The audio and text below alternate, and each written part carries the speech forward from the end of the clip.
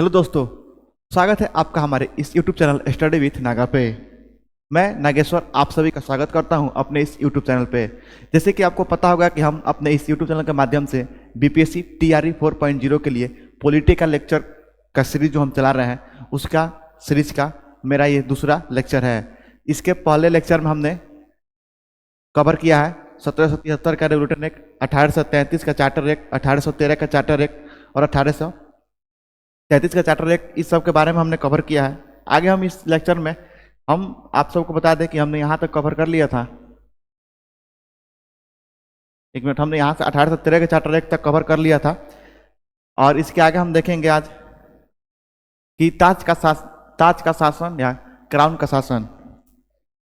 जैसे कि आपको पता होगा कि 1857 की जो क्रांति हुई थी उसके बाद ब्रिटिश सरकार ने ब्रिटिश ईस्ट इंडिया कंपनी के हाथ से जो था भारत का सत्ता जो कंपनी चला रही थी उसके अधिकार से लेकर उसने अपने अधिकार में ले लिया था। तो उसके बाद जो कंपनी के द्वारा नियम बनाए गए थे उस नियम के बारे में आज हम देखेंगे। तो उसी को बोलते हैं ताज का शासन या क्राउन का शासन, जो 1858 से 1947 तक चलेगा। उसी में हम देखेंगे जो क्राउन के द्वारा जो सबसे पहला शासन करने के लिए जो सबसे पहला अधिनियम बनाया गया वो अधिनियम था 1858 का भारत शासन अधिनियम। इस अधिनियम के द्वारा क्या क्या बदलाव किए गए भारत पे शासन करने के लिए, आइए देखते हैं। तो पहला पॉइंट है इसमें कि इस महत्वपूर्ण कानून का निर्माण 1857 के विद्रोह के बाद किया गया। इस अधिनियम की प्रमुख विशेषता निम्नलिखित है। आइए देखते हैं इस अधिनियम की जो विशेषता है क्या है। पहला है कि इसके तहत कंपनी के शासन को समाप्त कर ब्रिटिश क्राउन ने भारत का शासन अपने हाथ में ले लिया। तो इस अधिनियम के माध्यम से जो कंपनी का शासन था भारत पे उसे ब्रिटिश सरकार ने समाप्त करके अपने अंडर ले लिया। आगे तथा गवर्नर जनरल का नाम बदलकर वायसराय कर दिया। जो हमने पढ़ा था कि गवर्नर जनरल जो थे भारत के गवर्नर जनरल, उसका नाम बदलकर वायसराय कर दिया। और भारत का प्रथम वायसराय लॉर्ड कैनिंग बना। तो इस अधिनियम के द्वारा जो भारत के गवर्नर जनरल थे उसका नाम बदल कर वायसराय कर देगा और भारत का प्रथम वायसराय जो बने वो लॉर्ड कैनिंग बने। तो यहाँ से दो क्वेश्चन बनते हैं। क्वेश्चन ये बनता है कि भारत का अंतिम गवर्नर जनरल कौन था, तो उसका आंसर होगा लॉर्ड कैनिंग। और यही क्वेश्चन पूछा कि भारत का प्रथम वायसराय कौन था, तो भी लॉर्ड कैनिंग होगा, क्योंकि गवर्नर जनरल जब ये बन के आया तो गवर्नर जनरल बन के आया था। जब अधिनियम खत्म हो गया तो ये वायसराय बन गया। नेक्स्ट है किस अधिनियम के द्वारा बोर्ड ऑफ डायरेक्टर तथा बोर्ड ऑफ कंट्रोलर को समाप्त कर दिया गया।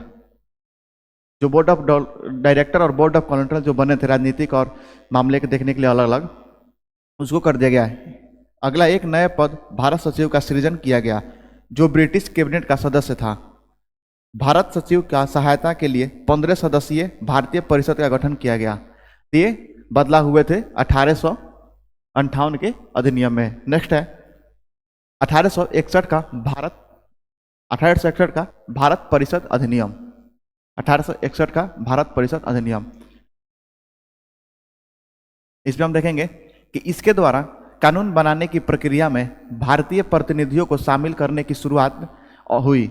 मतलब जो अब कानून बनेगा भारत के लिए, उसमें अब भारतीय प्रतिनिधियों को भी शामिल करने की शुरुआत इस अधिनियम के माध्यम से हुई।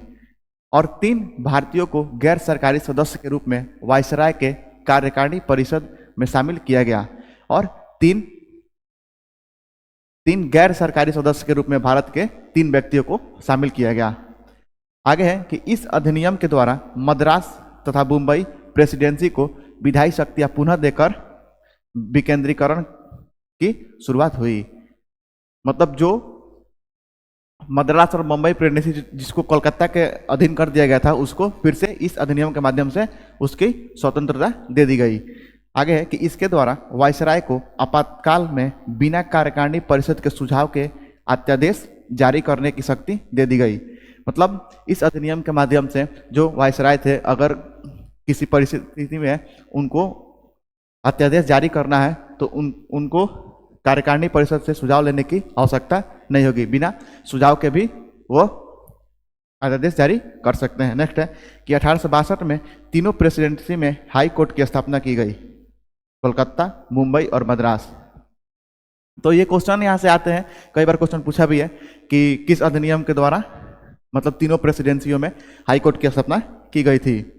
तो ये होगा आपका 1861 का भारत परिषद अधिनियम के द्वारा तीनों प्रेसिडेंसियों में हाई कोर्ट की स्थापना की गई थी।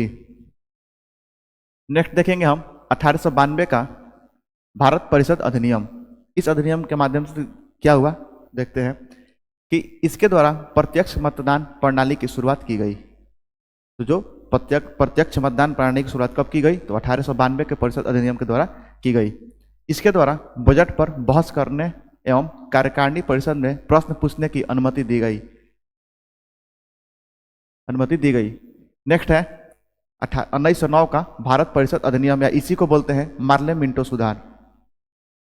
इस अधिनियम के माध्यम से क्या हुआ तो देखते हैं।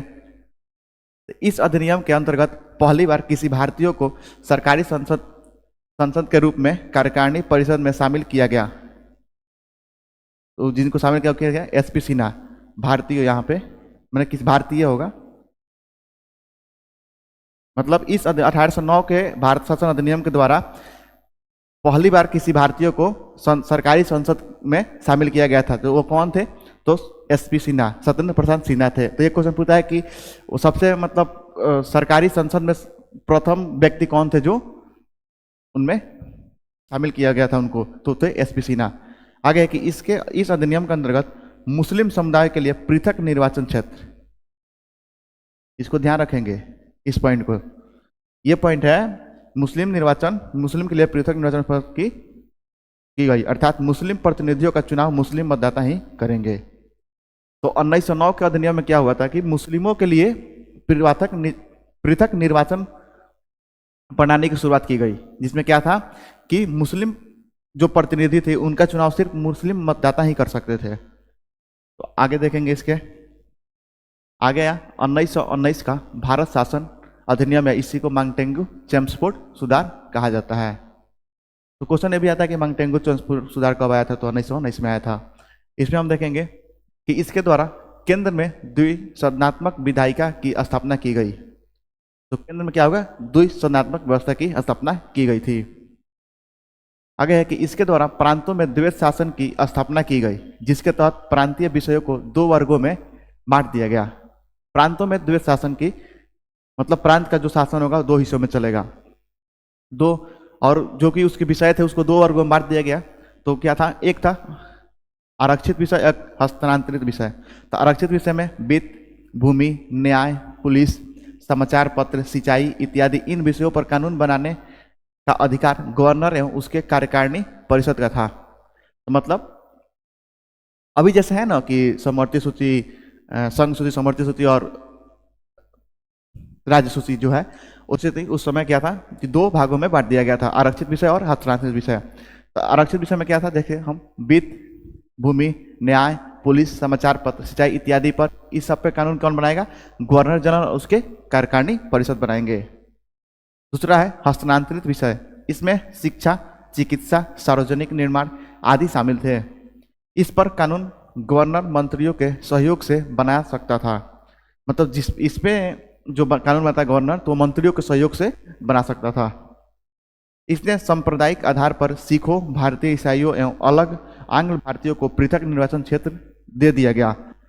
तो आपने देखा कि 1909 का जो आया था एक्ट, उसमें मुस्लिमों के लिए पृथक निर्वाचन क्षेत्र दिया गया था। और इस अधिनियम में क्या किया गया कि आधार पर सिखों, भारतीय ईसाइयों एवं आंग्ल भारतीयों को पृथक निर्वाचन क्षेत्र दे दिया गया। आगे देखेंगे, इस कानून के माध्यम से लंदन में भारत के उच्चायुक्त के कार्यकाल का सृजन किया गया। क्या हुआ, भारत के उच्चायुक्त का जो पद का सृजन हुआ वह 1919 के शासन अधिनियम के तहत हुआ था। नेक्स्ट है कि लोक सेवा आयोग का गठन किया गया। लोक सेवा आयोग का गठन किया गया, इसके द्वारा केंद्रीय बजट से राज्य का बजट अलग कर दिया गया। इसके पहले क्या था, केंद्रीय बजट और राज्य का बजट एक में आता था। और इस अधिनियम के अंतर्गत ये हुआ कि इसके द्वारा केंद्र के बजट के और राज्य के बजट को अलग कर दिया गया। अगले में देखेंगे हम, अगला है कि 1935 का भारत शासन अधिनियम। इसमें है कि यह अधिनियम एक लंबा तथा विस्तृत दस्तावेज था, जिसमें दूसरे 321 धाराएं एवं ये नहीं होगा, सॉरी, जिसमें 321 धाराएं और 10 अनुसूचियां थी। तो ये एक बहुत बड़ा मतलब बहुत बड़ा विस्तृत दस्तावेज के रूप में था 1935 का शासन अधिनियम। और इसमें क्या थी, तो 321 धाराएं और 10 अनुसूचियां थी।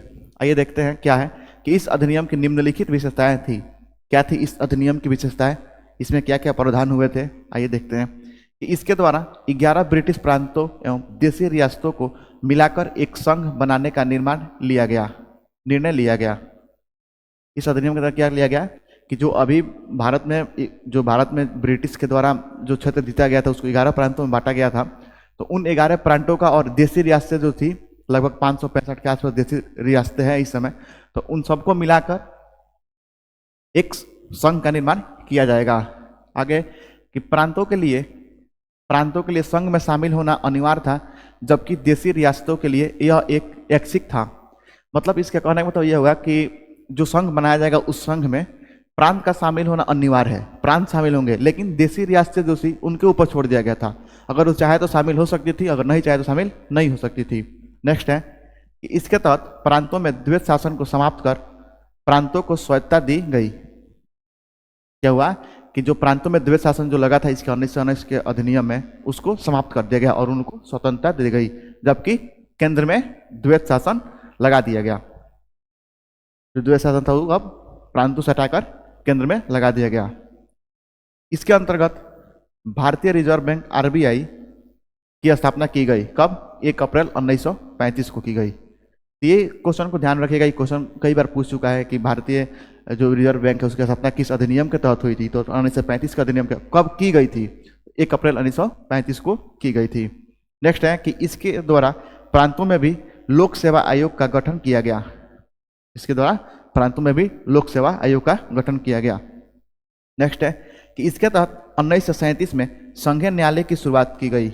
इसके में प्रथम मुख्य न्यायाधीश मॉरिस वेयर थे। तो 1937 में संघीय न्यायालय की स्थापना की गई थी, जिसके प्रमुख न्यायालय कौन थे? तो मॉरिस वेयर थे।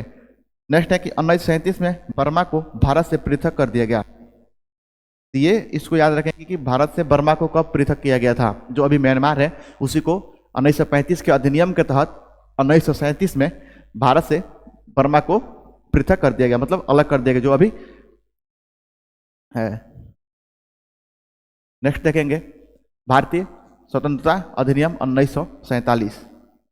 इस अधिनियम को देखेंगे। इसमें क्या है कि ब्रिटिश संसद ने 4 जुलाई 1947 को भारतीय स्वतंत्रता अधिनियम प्रस्तावित हुआ।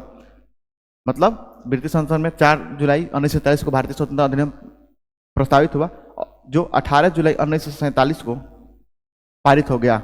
इस अधिनियम के प्रमुख प्रावधान निम्नलिखित थे। क्या थे? ये जो अधिनियम था इसको क्वेश्चन 1-2 बार क्वेश्चन भी पूछ चुका है कि कब ब्रिटिश संसद थी उसमें कब भारतीय स्वतंत्रता अधिनियम को रखा गया था। तो प्रस्तावित किया गया था 4 जुलाई को, और ये 18 जुलाई 1947 को पारित हो गया था। तो इसके प्रावधान ये थे कि इसके तहत भारत में ब्रिटिश राज को समाप्त कर भारत को स्वतंत्र राष्ट्र घोषित किया गया। तो दोस्तों अभी तक हमने देखा कि जो भारतीय संविधान का जो विदेश मतलब ऐतिहासिक आधार है उसके बारे में देखा।